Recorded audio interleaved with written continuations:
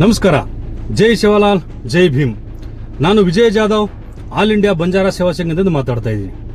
ಬಂಧುಗಳೇ, 2 ದಿನಗಳ ಹಿಂದೆ ಏನು ಮಾನ್ಯ ಶಿವಲಿಂಗೇಗೌಡರು ಉಪಸಭಾಪತಿಗಳಾದಂತಹ ಮಾನ್ಯ ರುದ್ರಪ್ಪ ಲಮಾಣಿಯವರ ಬಗ್ಗೆ ವಿಧಾನಸಭೆಯಲ್ಲಿ ಅವಾಚ್ಯ ಶಬ್ದಗಳಿಂದ ಮಾತನಾಡಿದ್ರು.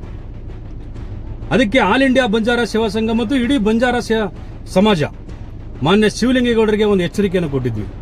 ಮಾನ್ಯ ಶಿವಲಿಂಗೇಗೌಡರೇ, ನೀವು ಇಡೀ ಬಂಜಾರ ಸಮಾಜದ ಮತ್ತು ವಿಶೇಷವಾಗಿ ರುದ್ರಪ್ಪ ಲಮಾಣಿಯವರ ಕ್ಷಮೆಯನ್ನು ಕೋರಬೇಕು ಅಂತ ಹೇಳ್ಬಿಟ್ಟು ನಾವು ಕೇಳಿದ್ವಿ. ಆಲ್ ಇಂಡಿಯಾ ಬಂಜಾರ ಸೇವಾ ಸಂಘದ ಆಗ್ರಹಕ್ಕೆ ಮಣಿದು, ಇಡೀ ಬಂಜಾರ ಸಮಾಜದ ಏನು ಆಗ್ರಹ ಇದೆ ಅದಕ್ಕೆ ಮಣಿದು ಮಾನ್ಯ ಶಿವಲಿಂಗೇಗೌಡರು ರುದ್ರಪ್ಪ ಲಮಾಣಿಯವರ ಒಂದು ಕ್ಷಮೆಯನ್ನು ಕೋರಿರ್ತಾರೆ. ಕಳೆದ ವಾರ ವಿಧಾನಸೌಧದಲ್ಲಿ ಮುಂಗಾರು ಅಧಿವೇಶನ ನಡೆಯತಕ್ಕಂಥ ಸಂದರ್ಭದಲ್ಲಿ ನೇಮ 69ರ ಅಡಿನಲ್ಲಿ ನಾನು ಒಂದು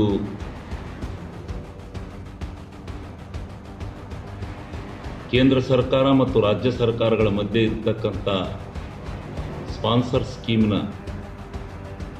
ಭಿನ್ನಾಭಿಪ್ರಾಯದಲ್ಲಿ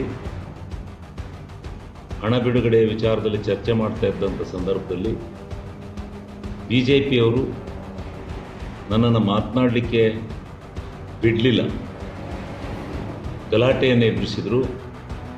ಅದಕ್ಕೋಸ್ಕರ ನನಗೆ ಸ್ವಲ್ಪ ತಾಳ್ಮೆಯನ್ನು ಕಳ್ಕೊಂಡು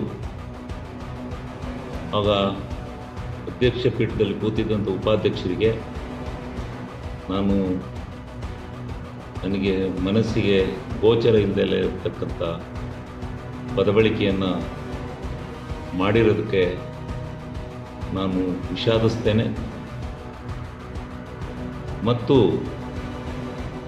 ಆ ಸಮಯದಲ್ಲೇ ನಾನು ಮಾಡಿರ್ತಕ್ಕಂಥ ಈ ತಪ್ಪು ಪದದ ಬಳಕೆಯನ್ನು ಕಡತದಿಂದ ತೆಗೆದುಹಾಕಬೇಕು ಅಂತೇಳಿ ನಾನು ಹೇಳಿದ್ದೇನೆ, ಉಪಾಧ್ಯಕ್ಷರು ಹೇಳಿದ್ದಾರೆ, ಎಲ್ಲರೂ ಹೇಳಿ ಆ ಒಂದು ಇದನ್ನು ಕಡತದಿಂದ ತೆಗೆದುಹಾಕಿದ್ದಾರೆ.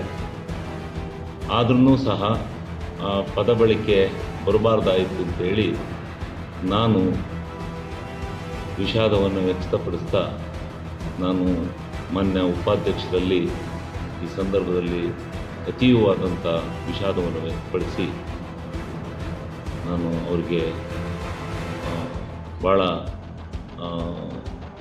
ವಿನಯಪೂರ್ವಕವಾಗಿ ಆದ ಈ ಘಟನೆಗೆ ನನ್ನನ್ನು ಕ್ಷಮಿಸಬೇಕು ಅಂತೇಳಿ ನಾನು ಕೇಳ್ಕೊತಾ ಇದ್ದೀನಿ.